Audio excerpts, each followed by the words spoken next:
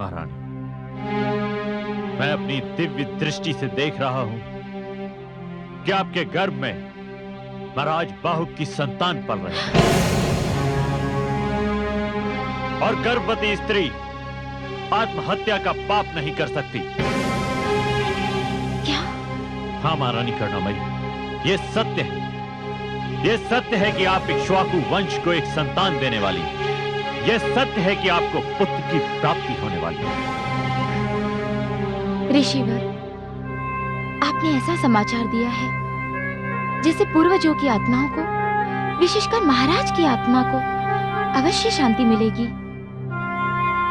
किंतु मुझे इस बात का सदैव दुख रहेगा कि महाराज अपने इस आने वाले पुत्र का मुख नहीं देख सके।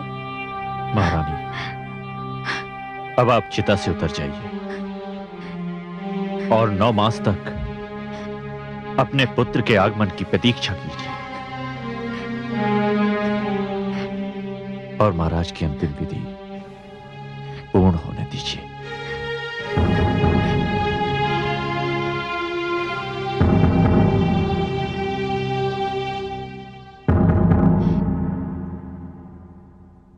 महाराज, क्षमा कीजिए, मुझे अपना निर्णय बदलना पड़ रहा है, परंतु आपकी आत्मा प्रसन्न हो रही होगी कि आपका उत्तराधिकारी आ रहा है, आपकी वंश परंपरा आगे बढ़ रही है।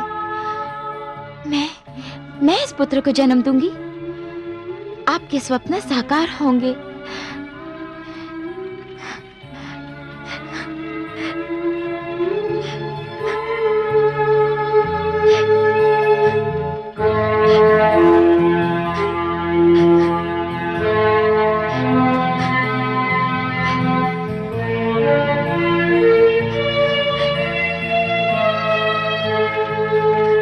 पुरोहित जी, आप अपना कर्तव्य पूरा कीजिए।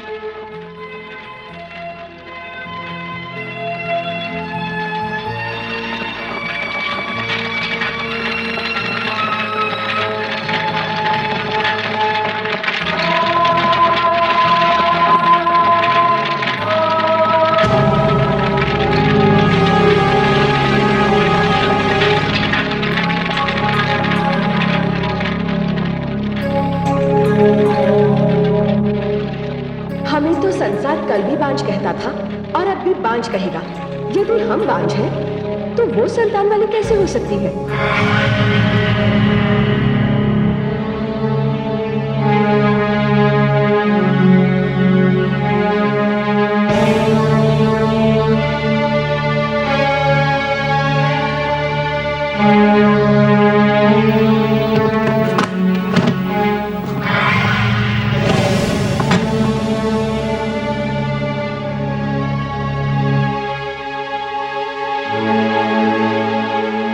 प्रणाम रानी जी। पहले ये तो बता, कार्य हुआ कि नहीं? कैसे ना होता? ये देखिए, शर्करा लाई हूँ। इसमें एक विशेष प्रकार का विष है। इसके खाने से महारानी करुणामयी की संतान उनके गर्भ में ही नष्ट हो जाएगी, किंतु इसका उन पर कोई प्रभाव नहीं होगा। नहीं नहीं, ऐसा नहीं होना चाहिए। मैं ऐसा कदापि नहीं होने दूंगा।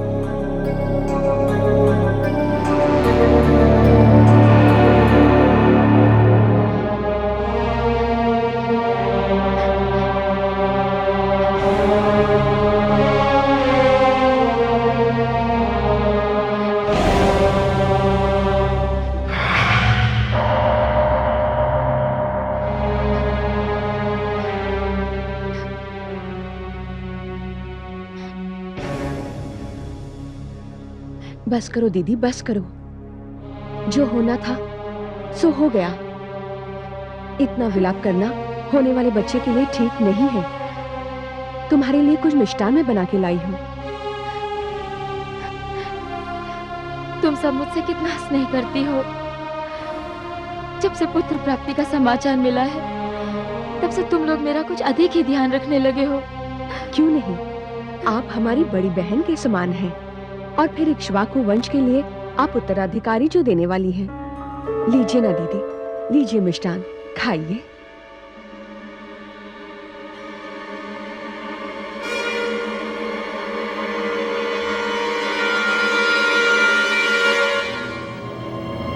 अद्भुत मिष्ठान है दीदी, बड़ा स्वादिष्ट है। रुकिए महारानी, रुकिए।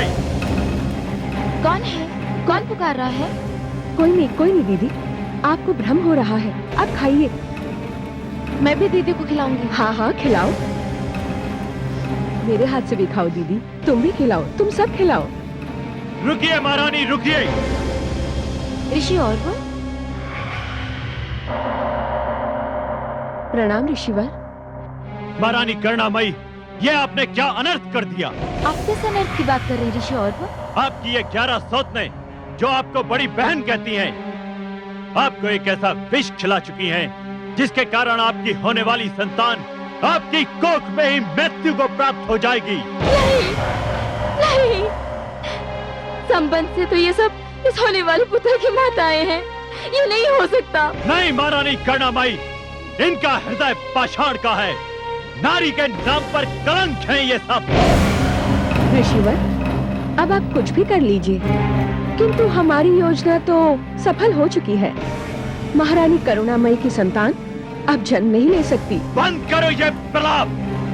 मूर्ख स्त्रियों, मत भूलो कि तुम्हारे समक्ष और ऋषि खड़े हैं और मैं ऐसा अनर्थ कदापि नहीं होने दूंगा। अनर्थ तो हो चुका है ऋषिवर। नहीं, मैंने आजीवन आदि शक्ति की आराधना की है। मैं उन्हें पुकारूंगा। हे आदिशक्ति, हे मां शक्ति, हे भुवनेश्वरी देवी, यदि मैंने शुद्ध मन से संपूर्ण निष्ठा के साथ आपकी आराधना की है तो आप इस इक्ष्वाकु वंश के उत्तराधिकारी की रक्षा कीजिए मां, रक्षा कीजिए।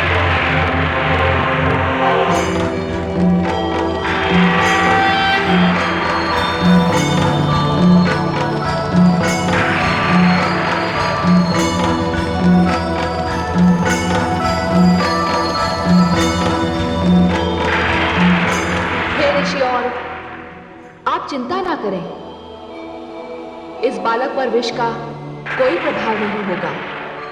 ये बालक जब जन्म लेगा तो सारा का सारा विष इसके शरीर से लिपटा हुआ होगा। ये बालक विष के साथ जन्म लेगा, इसलिए सगर कहलाएगा।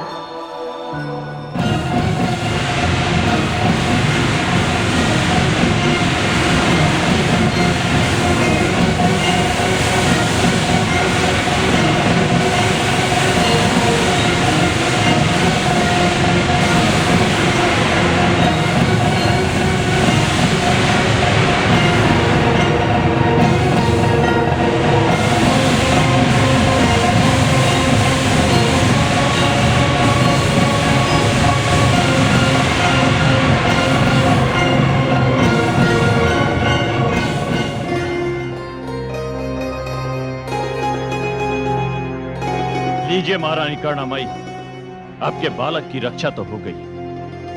अब आप बताइए कि इन दुष्ट आत्माओं को मैं क्या दंड दूं? ऋषिवर, हमें क्षमा कीजिए।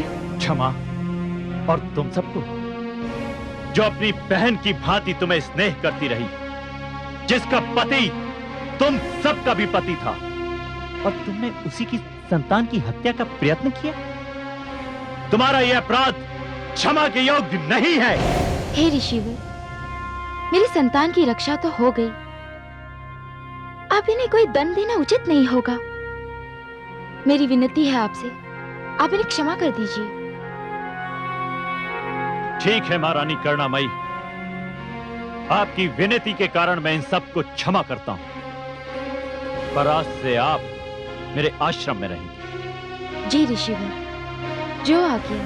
और इन सबको मैं ईश्वर और प्रकृति के न्याय पर छोड़ता हूं। चलिए महाराज, आइए आइए।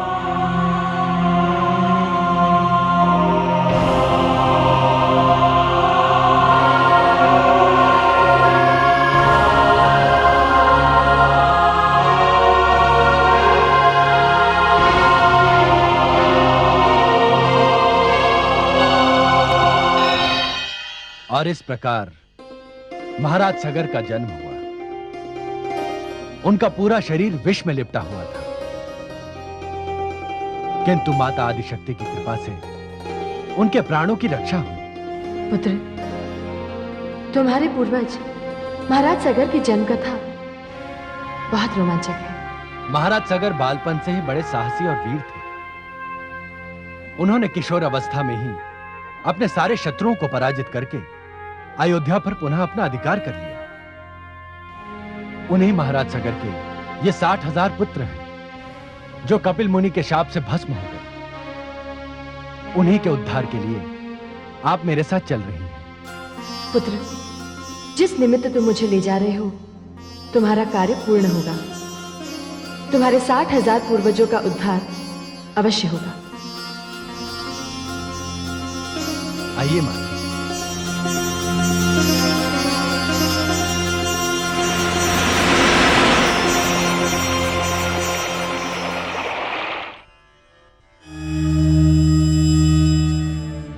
प्रणाम पिताश्री।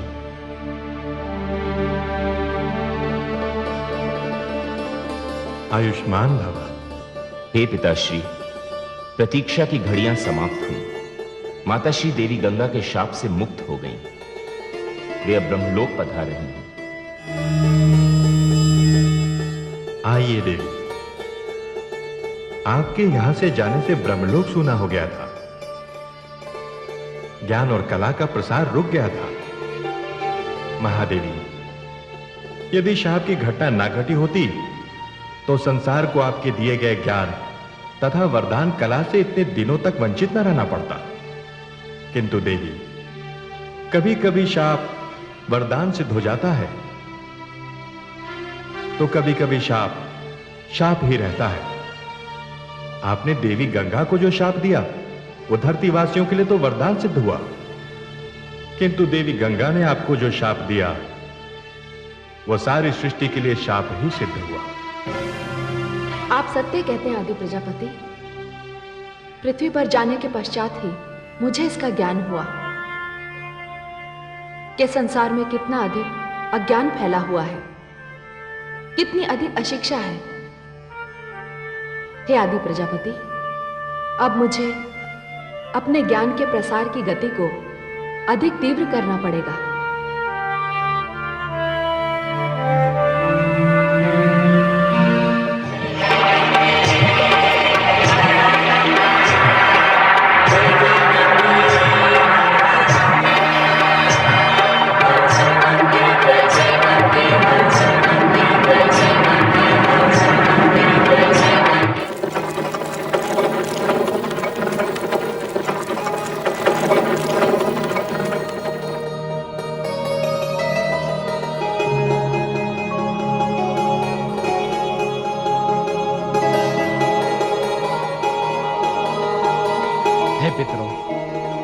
आपकी मुक्ति के लिए मैंने जो संकल्प लिया था अब वो पूरा हुआ। माता पार्वती, भगवान भोले शंकर तथा ब्रह्मा जी की कृपा से माता गंगा यहां तक आ पहुंची है।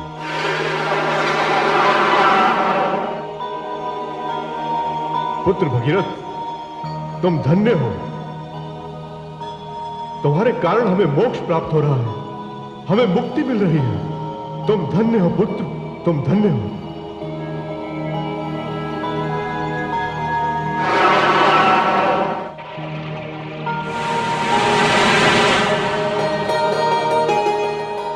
हे माता, हे पतित पावनी, आपके समक्ष जो ये असंख्य राग के ढेर पड़े हैं वह कपिल ऋषि के शाप से भस्म हुए मेरे पूर्वज हैं। इनके अकाल मृत्यु के कारण ही मुझे आपको यहां तक लाने का कष्ट देना पड़ा। हे माता, अब इनका उद्धार कीजिए, इनका उद्धार कीजिए माता। पुत्र भगीरथ, अपने कल्याण के लिए तो हर व्यक्ति प्रयास करता है, किंतु दूसरों के कल्याण के लिए जो प्रयास करता है वो राजर्षि भगीरथ कहलाता है। इसके पश्चात अब संसार मुझे भी भगीरथी के नाम से जानेगा। पुत्र, अब तुम्हारा नाम ही मेरी पहचान बनेगा। तुम्हारी इच्छा अनुसार मैं तुम्हारे पूर्वजों को सद्गति प्रदान करती हूँ।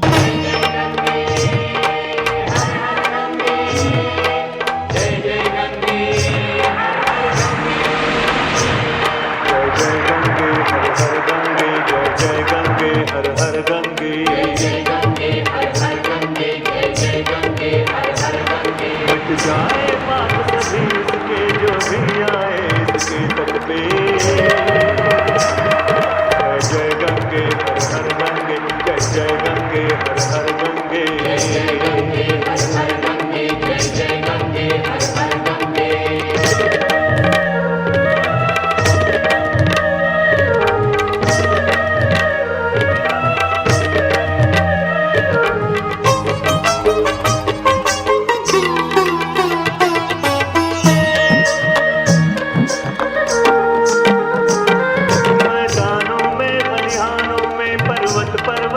जंगल जंगल मैदानों में खलिहानों में पर्वत पर्वत जंगल जंगल चंचल रमणी सी चपल चाल उन्माद मोद भर उछल उछल, इस आर्यवर्त की धरती की पहचान बनी है ये गंगा, कल्याण करे जगमानस का भगवान की जैसी है गंगा।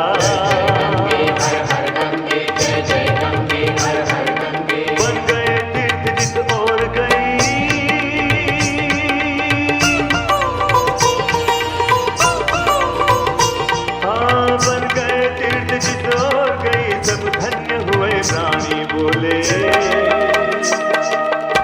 जय गंगे, हर हर गंगे, जय जय गंगे, हर हर गंगे, जय जय गंगे, हर हर गंगे, जय जय गंगे, हर हर गंगे। हे देवी भुवनेश्वरी, आपकी कृपा से देवी गंगा ने सागर के पुत्रों का उद्धार कर दिया। वे स्वयं एक विशाल सागर में बदल गई।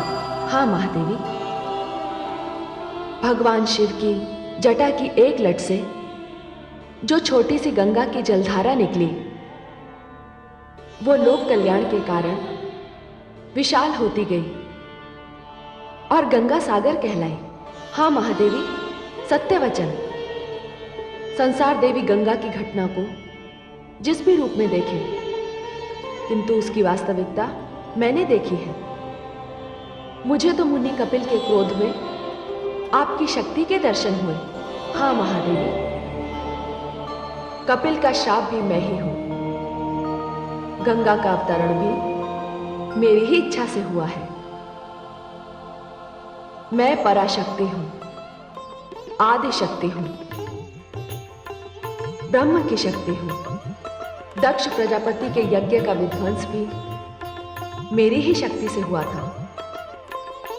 सती बनकर मैंने ही आत्मदाह किया था और संसार में पुत्री के प्रति पिता के अन्याय को चुनौती दी थी। हिमालय में तपस्या के समय जिस पार्वती से हिम की शीतलता भी पराजित हो गई थी, वो मेरी शक्ति थी। तारकासुर का वध 7 माह के बालक कार्तिकेय ने किया था। वो मैं थी, केवल मैं। दानवी शक्तियों के विनाश के लिए महिषासुर मर्दिनी बनकर दुर्गा के रूप में मैंने अवतार लिया। काली बनकर मैंने ही चंडमुंड का नाश किया। नारी शक्ति, नारी की मर्यादा जब जब संकट में पड़ी है, मैं अवतार लेती हूं।